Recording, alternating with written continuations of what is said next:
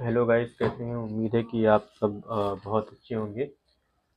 एक बार फिर से आप सबका स्वागत है एक नई यूनिट में टीचिंग एप्टीट्यूड के नाम से।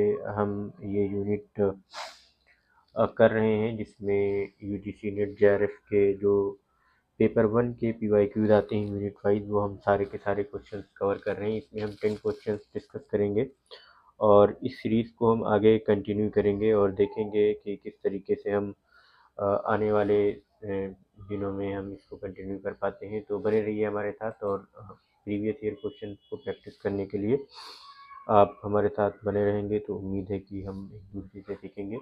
तो देखते हैं आज के हमारे 10 क्वेश्चन कौन से हैं। तो पहला क्वेश्चन है, the main M of teaching is. तो जो टीचिंग का मेन एम है यहाँ पे पूछा है वो क्या है? To develop only reasoning, to develop only thinking, both A and B, to give information. तो जो टीचिंग का मेन एम होता है वो दोनों होता है, रीजनिंग और थिंकिंग दोनों की एबिलिटी को डेवलप करना। नेक्स्ट क्वेश्चन है, which of the following is a teaching add. कि इसमें से टीचिंग एड कौन सा है? Working model of wind mill, tape recorder अगर आपके पास है वो, या फिर 16 mm की फिल्म प्रोजेक्टर है, या ऑल ऑफ द अबव। तो सारे के सारे जो ऑप्शन डी है वो करेक्ट है। यहाँ पे सब टीचिंग एड है जिसकी हेल्प से आप पढ़ाते हो। Team teaching has the potential to develop competitive spirit, cooperation, the habit of supplementing the teaching of each other, and last option is highlighting the gaps in each other's teaching। जो इसका right answer है वो है cooperation, कि हम team teaching से एक दूसरे को कोऑपरेट करते हैं। कम्पिटिटिव स्पिरिट डेवलप करना कभी भी हमारा टारगेट नहीं होता है, because it minimizes it emphasis collaboration. Teaching team teaching जो होती है वो कंपटीशन को मिनिमाइज करती है, ये कोलेबोरेशन में फोकस करती है, तो इस वजह से ये नहीं होगा। और जो आपका ये है यहाँ पे सेकेंड ऑप्शन, जिसमें कन्फ्यूजन हो सकता है, the habit of supplementing the teaching of each other. तो इसमें ऐसा नहीं है, ये हो सकता है लेकिन ये बाई प्रोडक्ट है और ये सेंट्रल ऑब्जेक्टिव नहीं होता है। एक दूसरे की हेल्प आप करते हो, सप्लीमेंट्री एड प्रोवाइड करते हो, बट ये आपका मेन ऑब्जेक्टिव नहीं होता है। Highlighting the gaps in each other's teaching, ये तो बिल्कुल नहीं होगा, तो आपका cooperation is the right answer. Which of the two given options is the level of understanding? Define noun, define noun in your own words, only one, only two, both one and two, neither one nor two. तो इसका जो right answer है वो option to है, कि जब आप किसी चीज़ को अपने ओन वर्ड्स में डिफाइन करते हो तो उसको बोलते हो अंडरस्टैंडिंग लेवल की, और सिंपली अगर डिफाइन करते हो तो उसको बोलते हैं मेमोरी लेवल की, आपको बस याद है कोई एक particular definition. The present annual examination system promotes rote learning. ये प्रीवियस जब एग्जामिनेशन सिस्टम एनुअल हुआ करता था, सेमेस्टर नहीं होता था पहले, ये न्यू एजुकेशन पॉलिसी 2020 से पहले की बात है, या उससे पहले की, जब सेमेस्टर एग्जामिनेशन सारी यूनिवर्सिटीज में इंट्रोड्यूस नहीं हुआ था, तब ये क्वेश्चन पूछा गया था। Promotes rote level learning, does not promote good study habits, does not encourage student to be regular in class, all of the above. तो जो इसका राइट आंसर है वो ऑल ऑफ द अबव है, कि ये रोट लर्निंग को promote करता है और दूसरी इसमें कमियाँ थी।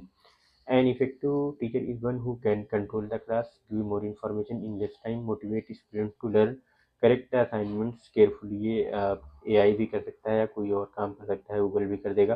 कंट्रोल द क्लास ये भी कोई और कर सकता है, किसी बॉस को अगर खड़ा कर दो या किसी को उनको भी खड़ा कर दो तो क्लास कंट्रोल हो जाएगी। और give more information in less time, machine भी ये काम कर देगी, गूगल या ChatGPT बहुत ही कम टाइम में ज़्यादा इन्फॉर्मेशन देती है। लेकिन जो इफेक्टिव टीचर होता है वो स्टूडेंट्स को मोटिवेट करता है लर्न करने के लिए, सीखने के लिए। Discussion method can be use when. Discussion method कब यूज किया जाता है? जब the topic is very difficult, the topic is easy, the topic is difficult, all of the above. तो इसका राइट आंसर होगा all of the above. Topic कैसा भी हो, discussion method will be useful और हम इसको यूज कर सकते हैं। Which of the following is the most important characteristics of open book examination system? Open book examination system की जो सबसे अच्छी क्वालिटी है वो क्या है?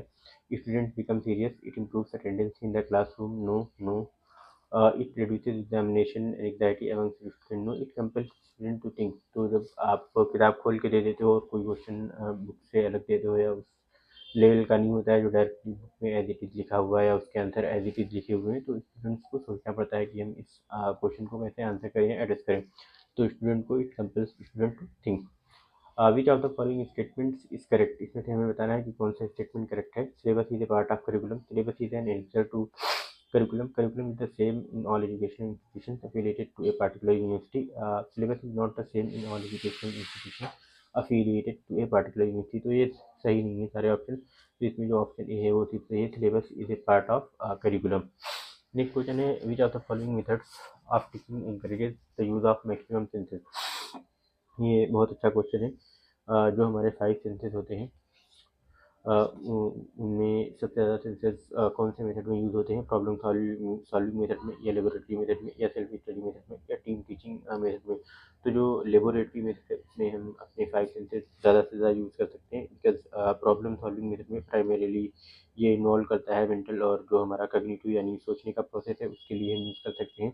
बट हमारा जो ये हमारा है लेबोरेटरी मेथड, इसमें हम बहुत सारे मल्टीपल सोर्स जो हमारे सेंसेस हैं वो आइज़ को भी, हैंड्स को भी, और यू नो जितने भी नोज वगैरह सब कुछ सारे सेंसेस को हम यूज़ कर सकते हैं। सेल्फ स्टडी मेथड में भी लार्जली आइज़ को या माइंड को यूज़ करते हैं बस, और ये टीम टीचिंग मेथड में भी, इसमें भी सारे सेंसेस हमारे यूज़ होते नहीं, कोलैबोरेशन ज़्यादा होता है। तो बस जो हमारा लेबोरेटरी मेथड है वो उसमें हम ज़्यादा से ज़्यादा सेंसेस को यूज़ करते हैं।